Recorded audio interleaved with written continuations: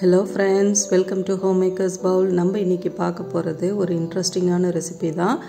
மசாலா வச்சு ஒரு குழி பணியாரம் பார்க்க போறோம். நம்ம மசாலா தோசை பார்த்திருப்போம். அதே மேனர்லயே இப்ப ஸ்டஃப் பண்ணி ஒரு குழி பணியாரம் பார்க்கலாம். வாங்க எப்படி செய்யறதுன்றதை வீடியோக்குள்ள போய் பார்க்கலாம்.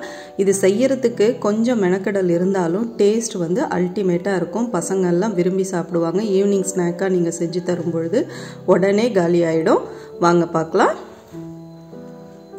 இதுக்கு முதல்ல ஃபர்ஸ்ட் நம்ம மசாலாவை ரெடி பண்ணிக்கலாம். உருளைக்கிழங்கு மசால் நம்ம வந்து மசாலா தோசையில் எப்படி ரெடி பண்ணமோ அதே மாதிரி 2 டேபிள் ஸ்பூன் எண்ணெய் விட்டுட்டு கடுகு, உளுத்தம்பருப்பு, கடலைப்பருப்பு தாளிச்சுக்கோங்க.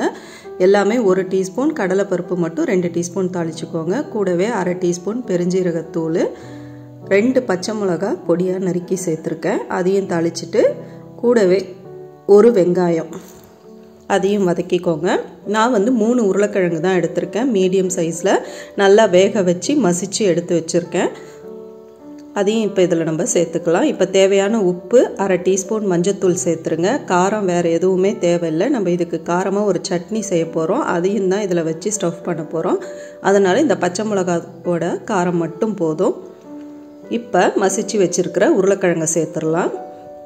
சேர்த்துட்டு கொஞ்சமாக இந்த பாத்திரத்திலே கொஞ்சம் தண்ணி சேர்த்து கழுவி இதில் சேர்த்துருங்க.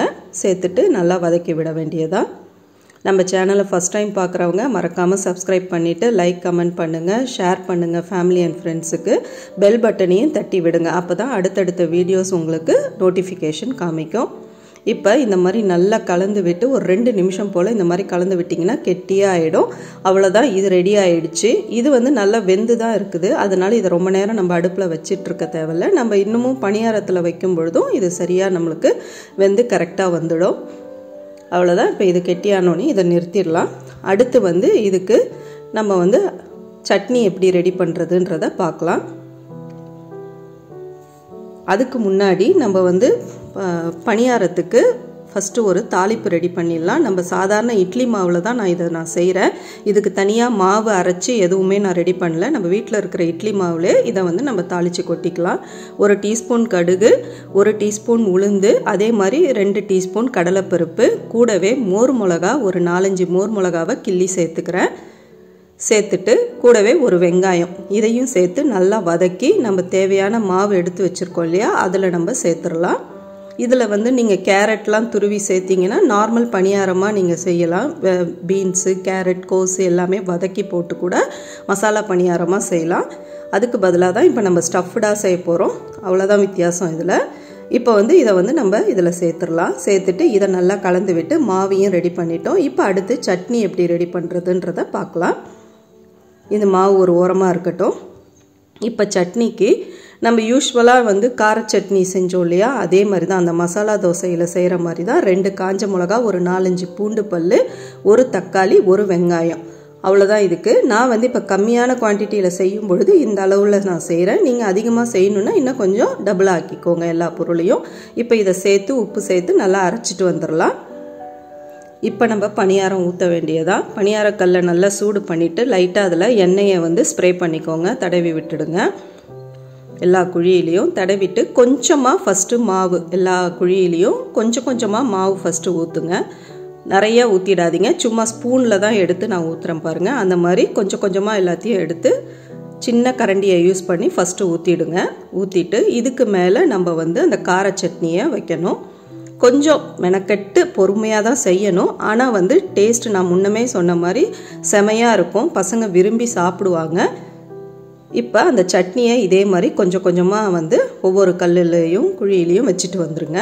கூடவே இப்போ இந்த மசால் நீங்கள் வந்து ஸ்பூனால் வைக்க முடியலன்னா கையால் கூட எடுத்து கிள்ளி கிள்ளி அப்படியே வச்சிடலாம்.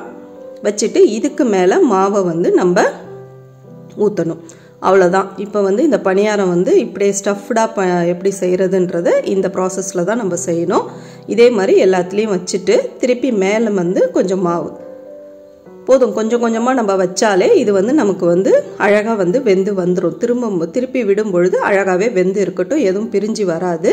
நம்ம இந்த மாதிரி வச்சுட்டு மூடி வச்சிட வேண்டியதான். 2 நிமிஷம் போல் திருப்பி விடுங்க. அதுக்கப்புறம் இப்போ பாருங்கள், நான் அழகாக திருப்புறேன். எல்லாம் மாவெல்லாம் பாருங்கள் நல்லா இட்லி மாதிரி நமக்கு வெந்து வந்துடும். கரெக்டாக செட் ஆகிருக்கும். இதே மாதிரி திருப்பி விட்டு கொஞ்சமாக எண்ணெய் எல்லாத்துலேயும் ஒவ்வொரு ட்ராப் எண்ணெய் விட்டுட்டு திருப்பி எடுத்தோம்னா நம்மளுக்கு சூப்பரான ஸ்டஃப்டு பணியாரம் சூப்பராக ரெடி ஆகிடுது. இதில் வந்து நீங்கள் வந்து வேறு ஏதாவது ஸ்டஃப் பண்ணணும்னு நினச்சிங்கன்னா கூட பன்னீர் அந்த மாதிரி கூட நீங்கள் ஸ்டஃப் பண்ணலாம். உள்ளே வைக்கிற ஸ்டஃபிங் நம்மளுடைய டேஸ்ட்டை பொறுத்து தான். நீங்கள் என்ன வேணாலும் சிக்கன் கூட அழகாக மசால் கொத்துக்கறி மாதிரி செஞ்சு நீங்கள் வச்சு செய்யலாம். அவ்வளோதான், நம்ம சூப்பரான ஸ்டஃப்டு குழி பணியாரம் சூப்பராக ரெடி ஆகிடுச்சு. நீங்களும் இந்த ரெசிபியை ட்ரை பண்ணி பாருங்கள். வேறு ஒரு இன்ட்ரெஸ்டிங்கான வீடியோவில் சீக்கிரமே பார்ப்போம். அதுக்கு மறக்காமல் நம்ம சேனலை சப்ஸ்கிரைப் பண்ணிவிட்டு பெல் பட்டனையும் தட்டி விடுங்க. அடுத்த ரெசிபியில் சீக்கிரமே பார்ப்போம். தேங்க்யூ.